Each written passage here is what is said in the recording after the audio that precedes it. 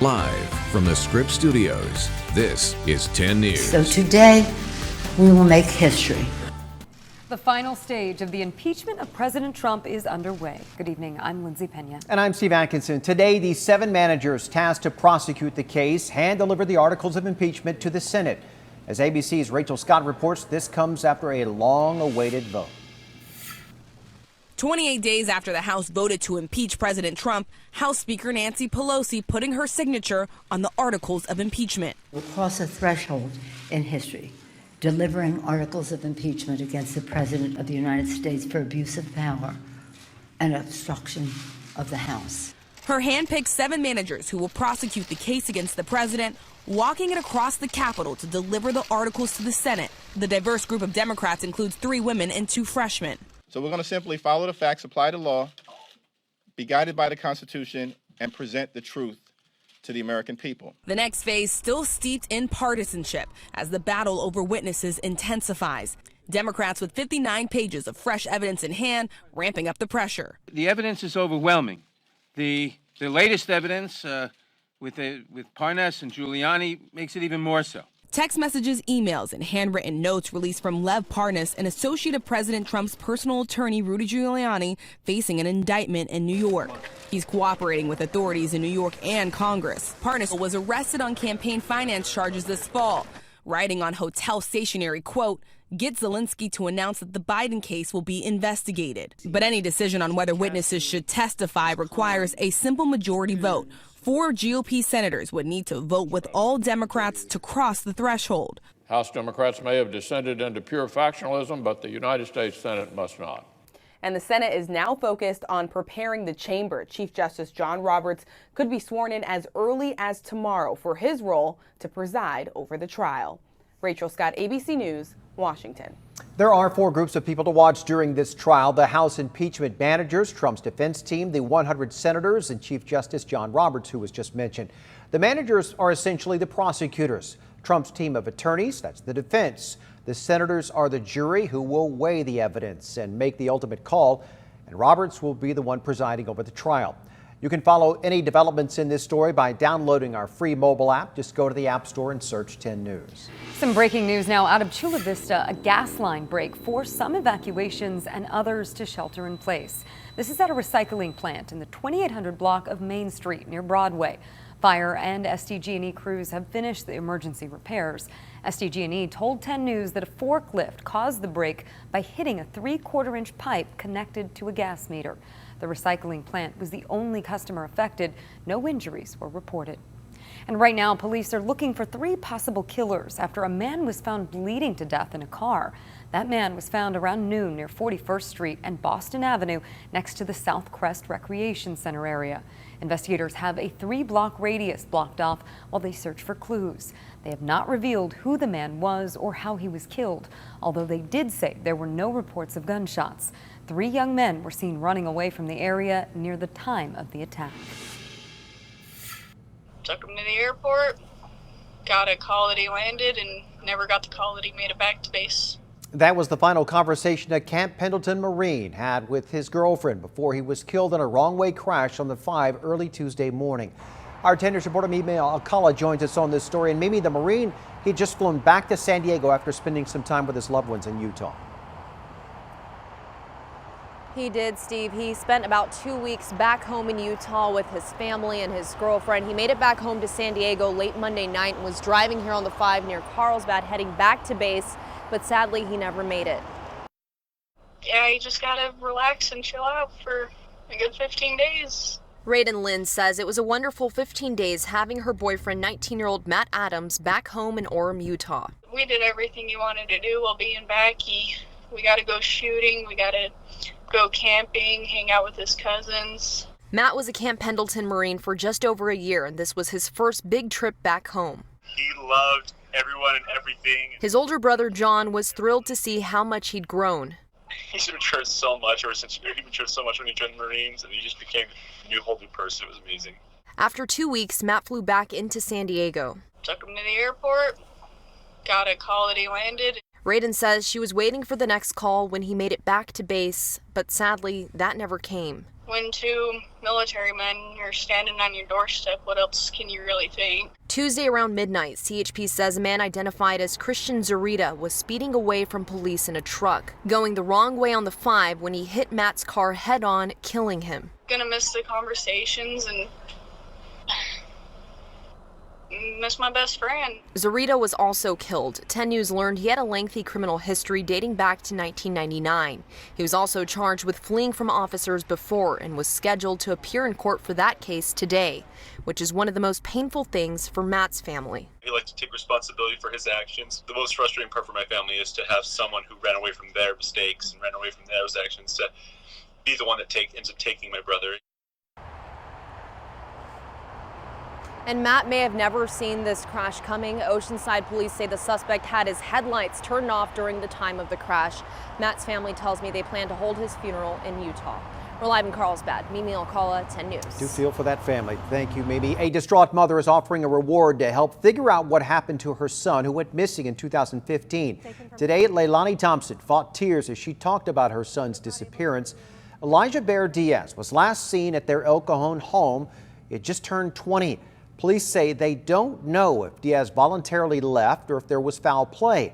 But Thompson says clues indicate the latter, including that there were important personal items left behind and that a paycheck was never picked up. It was just, a unique relationship that he and I had. He wouldn't have left without telling me. He wouldn't have left with not coming back. Thompson says there is now a $50,000 reward for information on where Diaz can be found. In less than an hour, Mayor Kevin Faulconer will deliver his final State of the City address. Faulconer is termed out after this year, but says he will lay out an ambitious agenda for 2020.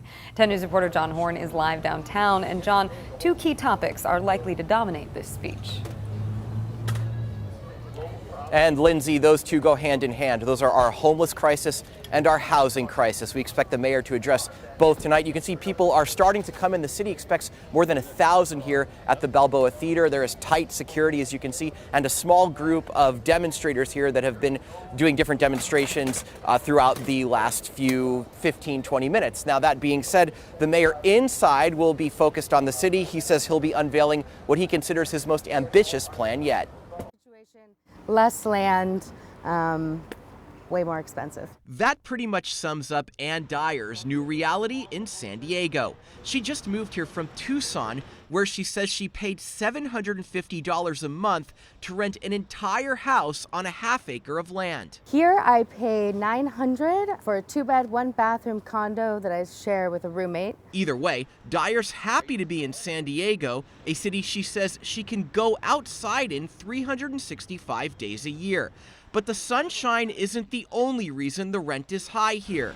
San Diego's housing supply is low and building permit activity is down. It's led to an unprecedented supply crisis that has left many who can afford rent to double up, while about 5,000 in the city are without a home at all. Faulconer's office wouldn't release in-depth details of his plans before the speech.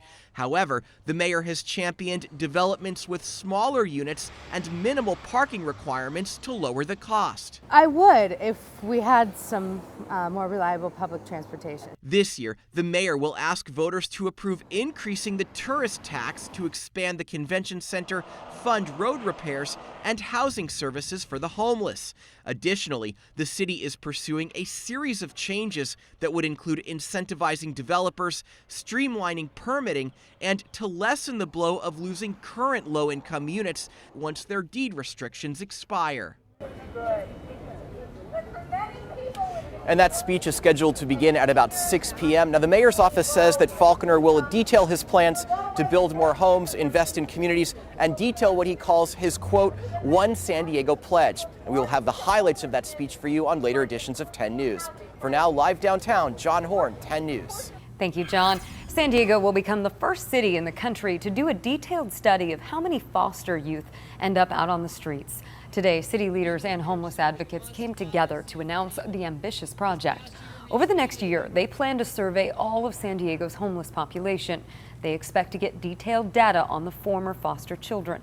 The hope is that the data will help guide the way to find solutions to provide better foster care and keep former foster children from becoming homeless. Rising flu cases in San Diego County took the lives of 9 people last week. County Health says that those that died were between 45 and 88 years old. All did have underlying health conditions except for one 57-year-old woman. This brings this year's flu deaths total to 20. And this also comes at the same time as a large spike in confirmed flu cases that have been reported. There were just under 2,100 cases last week compared to 510 cases reported at the same time last year.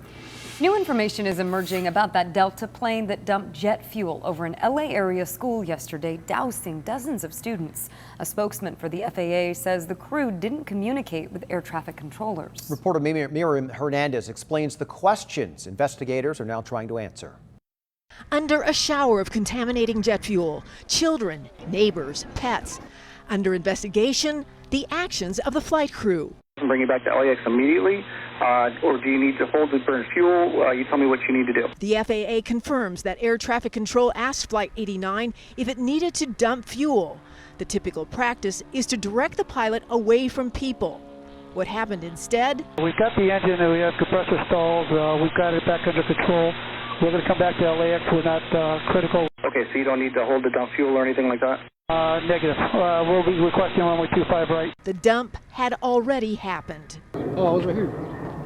I was actually right here.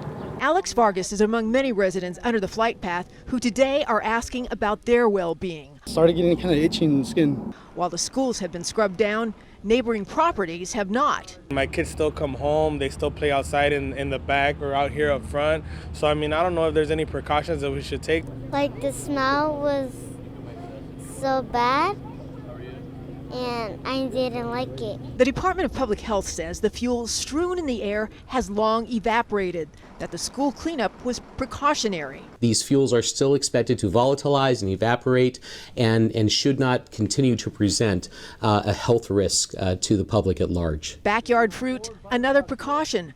Throw it away, says the health department, just in case it absorbed any petroleum component. I didn't know that. I mean, good thing you just told me now because, like I said, my mom just made lemon juice yesterday. So that freshly squeezed juice, that is down the drain.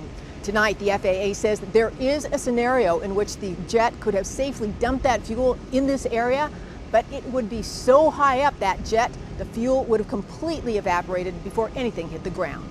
Reporting from Cudahy, Miriam Hernandez, 10 News.